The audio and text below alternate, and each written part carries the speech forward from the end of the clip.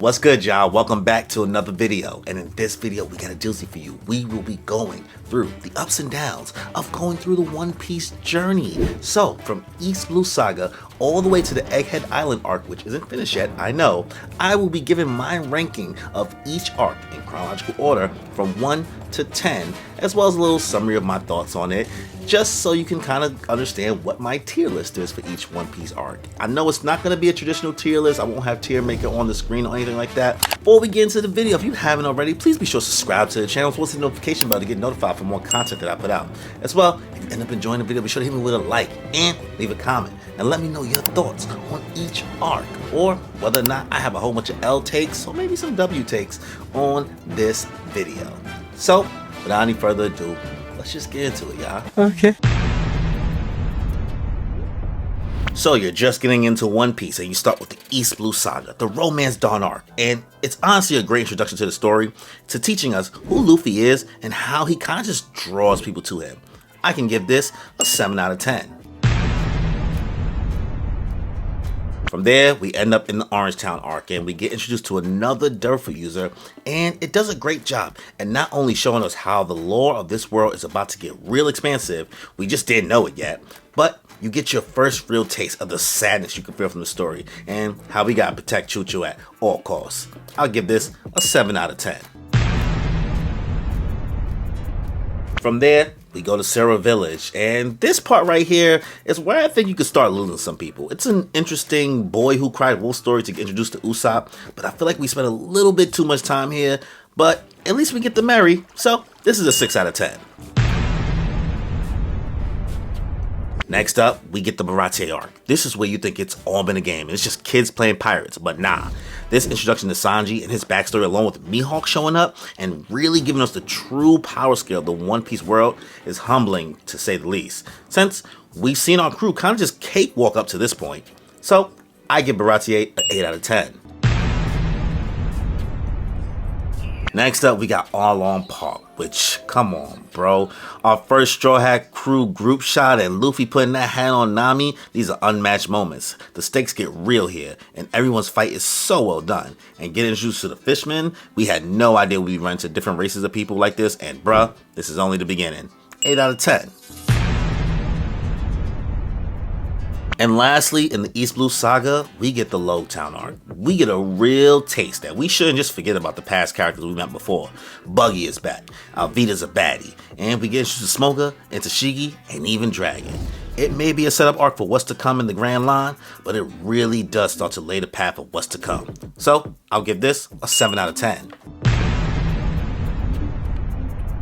The next saga is the Alabasta Saga, and we start with the Reverse Mountain arc. Laboon. And funny ass Crocus. Also, we get some info on Goldie Roger. How is something so short so impactful? I'll give this a 7 out of 10. Next up, we have the Whiskey Peak arc. This is where things for me personally start to get rocky with the series, and it almost lost me. Yes, these are okay moments, and I know it's all set up, but I was crawling to get through these next parts, and Whiskey Peak gives us Vivi, cool, but overall, it's a 6 out of 10. Next up, Little Garden. We get Mr. 3 and Zoro foolishly being okay with cutting off his legs. 5 out of 10.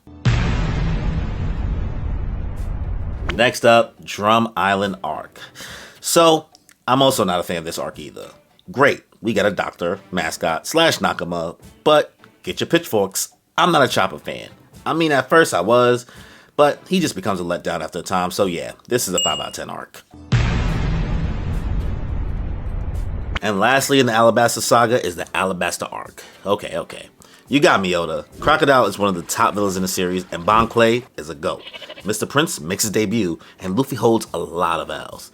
Nico Robin joins the crew, but you also feel so much mystery and fear from her. We get the true embodiment of the Straw Hat matchups with all these fights. The first feeling of sadness that a character we spent so much time with didn't join the crew in Vivi, and one of the realest goodbyes in all of manga and anime. Also, Fake Out Death shows that this is just the beginning of his reign in terror. This is an 8 out of 10 arc. Next up, we got a little bit of a controversial saga, the Sky Island Saga, and we start with the Jaya arc. This is where Luffy becomes my captain. Bounties are now on deck, and the introduction of who comes to be the embodiment of Black Air Force energy is introduced in Marshall D. Teach. This is a 7 out of 10. And of course, we have the Skypiea arc. Okay, listen, all things aside of how important this arc ends up being in the most recent parts of the story, I've always been a fan of this arc. And I know this is the part some people say to skip, or where people end up dropping the series. I don't know why, but I'm a fan.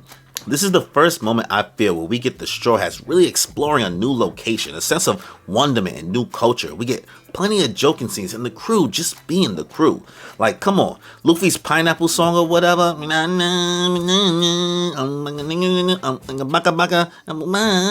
know that shit? Anyways, Anel is showing us Haki before we even know what it was, and I'm a sucker for lightning powers. And he really felt like a real threat. Sanji's badass I need a light moment, Poneglyphs, I think this is just peak Straw Hat exploration, and it's an 8 out of 10. Next, we have the Water 7 saga, and we start with Long Ring Long Land, but yeah, it's funny. I almost thought it was filler though, but Kuzan, he showed up. This is a 4 out of 10 arc. Next, the Water 7 arc. This is where I realized I loved One Piece. Binging the series up to this point, I thought the series was good. I didn't love it, and it hadn't yet shown me why people were so dedicated to the series. I still felt like Naruto was superior at that time. And then these next few arcs reared its head, and it was the beginning of something new, something fresh. Water 7 is incredible to me. Such a cool concept of an island, the amount of emotion felt with Usopp being jumped and watching our crew avenge him, the annoyance with Frankie at the time, Usopp and Luffy fighting, watching our crew somewhat start to feel like real people as we watch cracks and what I saw was a perfect team. Oh my god, Water 7 is a 9 out of 10.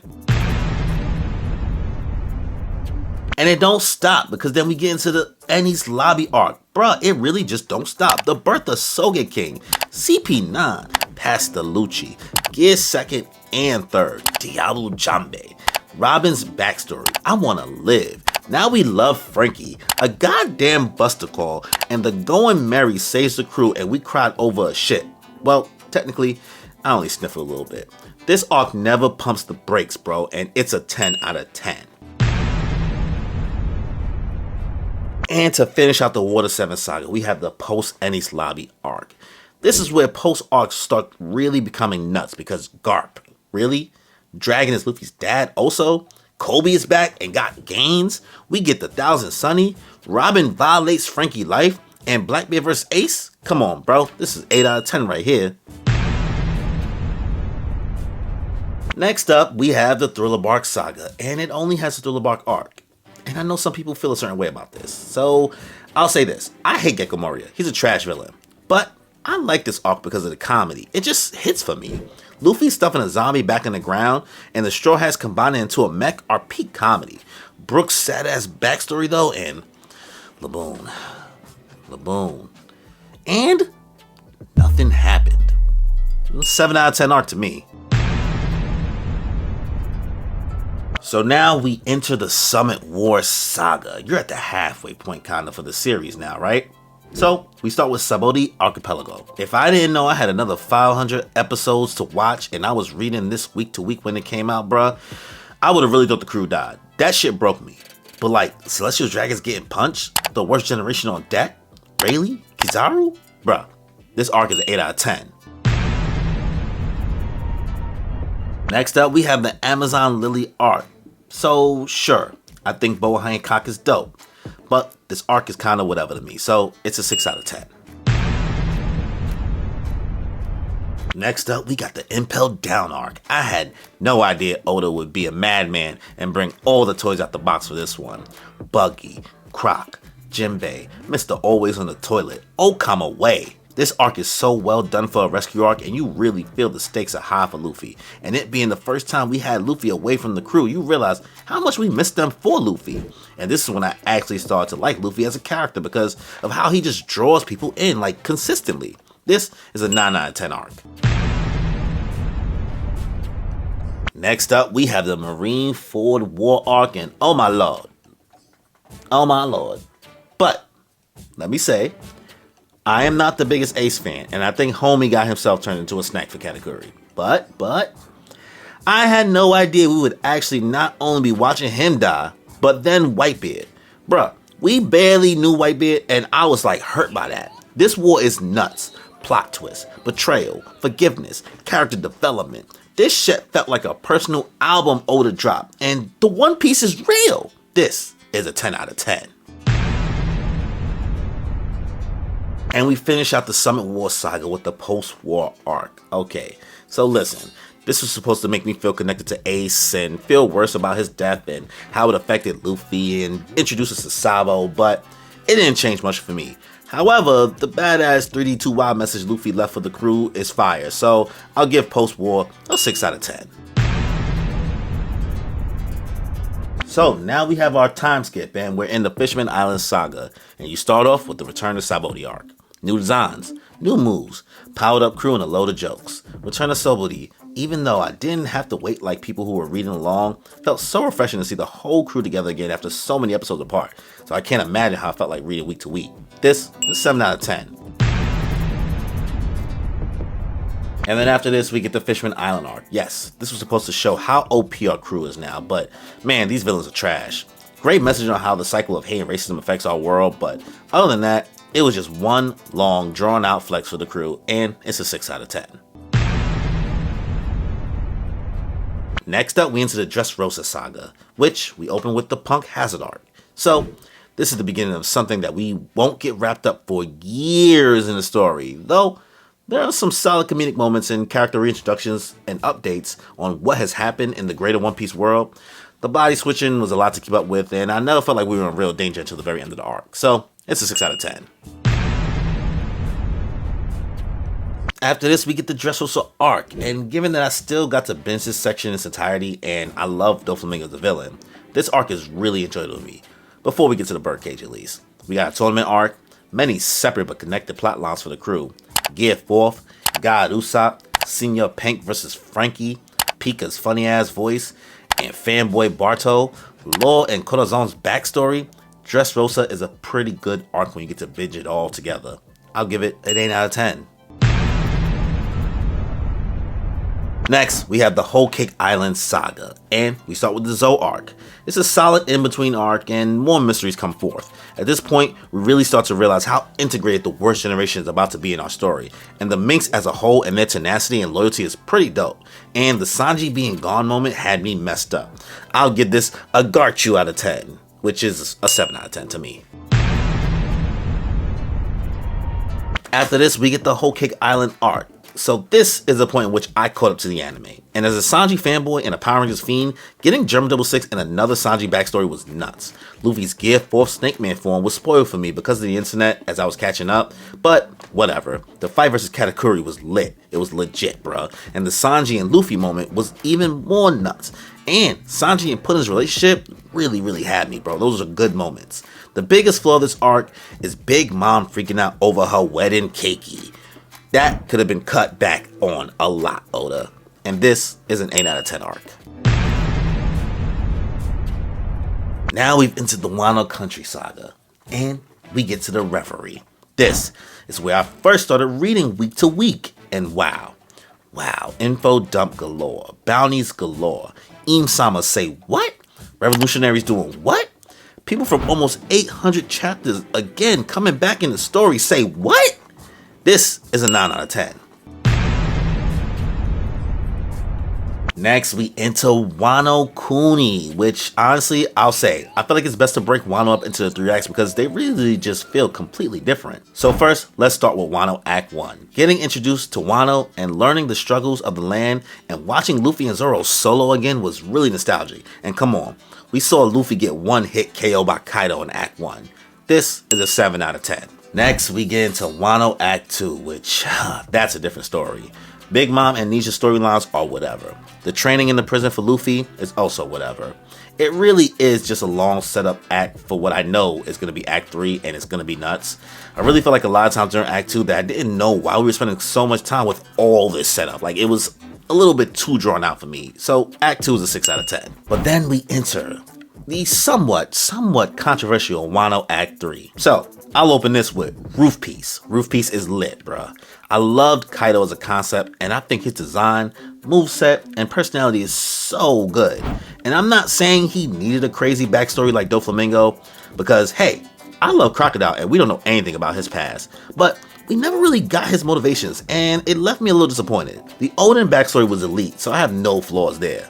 And every Straw Hat fight, while a little rushed in the manga for some characters, were so good and elevated our crew to being the crew of the future Pirate King. Also, we got Yamato, who I wanted for Straw Hat so bad, and I don't know why Oda chose violence the way he did, but fine, whatever. And then we end up saying goodbye to characters and have plot lines wrapped up that we've been with for so long that it's crazy. And Gear 5th. Come on, bruh. We in Toon World now. There's some points the ball is dropped, but Wano Act 3 is still really good One Piece. And I'll give it a 9 out of 10. And Wano as a total, I can give an 8 out of 10. And to finish out the Wano Country Saga, we have the post-Wano arc. I'm not sure if this is what we're really calling it. I'm calling it this for now, and if that changes, so be it. But man, post-Wano is nuts, bruh. Oda washes all the bad taste out of your mouth from Wano Part 3 ending, and it's just stuff we weren't even ready for. We got Cross Guild, we got bounties, we got the Straw Hats getting to just chill together, we got marine drama, we got Im-sama and Lelouch. Bruh, Post Wano was a fucking roller coaster and it's peak One Piece, and it's a 9 out of 10. And sadly, I can't believe it, we are now in the final saga of One Piece. We start with the Egghead Island arc. Now, I know I can't give a solid rating since it just started, and I don't know when it's ending, but getting Vegapunks, plural, finally is insane. I love having Bonnie in the story now, and Law vs. Blackbeard is nuts. So far, it feels like we are really on the verge of learning so much more info about the world, and it feels like the end is near for the story. So for now, I'm giving Egghead an 8 out of 10 with an asterisk, because we'll see how that goes. Okay, so this is a little weird. I kind of ate the Toki Toki no Mi, and I'm here like a couple months, maybe like 3 months now, ahead in the future, around the time where Oda's taking another 1 month break, and I decided to kind of revamp my thoughts on this Egghead Island arc so far, now that Oda is taking this break to get eye surgery. So, everything I thought before about this arc when I recorded this a couple months ago has changed. Before, this was at like a 7 out of 10 in my opinion. Everything that was happening on the Egghead Island arc was pretty interesting. But then Oda decided to go ham, right? Oda has gone on one of the craziest runs I have ever seen in manga, probably besides Berserk. It has gone crazier. But we've gone from watching useless Captain Mid get one-shotted. We've gone from watching the Law's crew get basically murked. We get to see some dragon. We got to see what happened at the Reverie. We see Sabo. We got Imu-sama talking. Yeah, the Egghead Island stuff is cool, but everything else that has happened after has been bananas. We got Blackbeard bugging out, wilding on Hachinosu with his crew. We got Kuzan finally named a 10th Titanic captain, which was kind of obvious. We got Kobe Sadibo. We got Seraphims on Seraphims on Seraphims. Oda, final saga, you going crazy. I gotta commend you, because I don't know how. I don't know how you're not even at your full strength. And this 6 to 7 chapter run these past 2 months have been bananas. I first recorded this whole video about 4 months ago. But here we are now, maybe 4 or 5 months ago actually. But here we are now, revamping this whole video just so I can redo this Egghead Island part. To say, god damn bro, this right now is looking like a 9 out of 10. It ain't over yet. I don't know how it's gonna end, but Oda, you cooking. Let that boy keep cooking and keep on cooking and cooking. That's all I got for Egghead Island. 9 out of 10, y'all. So yeah, these are my thoughts on every arc in One Piece and what my journey was like going through the series. I know we all have different thoughts and different opinions on each arc of the One Piece story, but honestly, there really is no trash arc of One Piece. They're all kind of like in this own world to me. Like, we're comparing the arcs to each other. If I'm comparing to the other outside series, then One Piece is just peak all the time. But you know, comparing them to each other, I think is fair. So feel free to let me know how many of my takes were an L take, and maybe I had at least one W you agree with. Who knows? I don't know. Not sure. But I love One Piece. I'm here for it. And I can't wait to see where the journey continues to take us. And hopefully your journey was just as dope as mine. So before we end the video, please be sure to subscribe to the channel as well as hit the notification bell to get notified for more content that I put out. As well, if you end up enjoying this video, be sure to hit me with a like and leave a comment and let me know your thoughts. So on that note, y'all, enjoy your life. I'm feeling great and feel the vibe. I'm really grateful we alive. And I'm feeling great cause lately I've been on the way to something great. And I feel alive cause I create like every day and I'm on to